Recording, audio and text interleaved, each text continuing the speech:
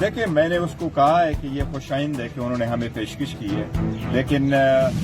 صرف زبانی جمع خرچ سے نہیں ہونا چاہیے کہ میں آپ کو کہتا ہوں ویلکم کرو، آئیں ہمارے پاس، آپ چل کے آئیں۔ ابھی تک آپ نے ہمارے اپوزیشن لیڈر سے ہاتھ نہیں ملایا، آپ نے نیکنیتی کے ساتھ اپنا ہاتھ آگے نہیں بڑھایا، اس لیے میں نے تو ان کو کہا ہے کہ منہ میں رام رام اور بغل میں چوری والا سسٹم ہوگا تو ہم کہیں بھی نہیں جائیں گے۔ آپ لیڈر سے ملاقات کیوں نہیں کرا سکتے؟ آپ وزیر اعظم ہیں، آپ چیف ایگزیکٹو ہیں، آپ کے پاس آپ کے ہاتھ میں جو ہے نا نیوکلیئر بٹن ہے، آپ کیسے نہیں کرا سکتے؟ یہ کوئی سوچنے کا مقام ہے کہ وزیر اعظم کا ہے میں پوچھ کے بتاؤں گا، میں آپ کو دیکھا نا نہ کرے تو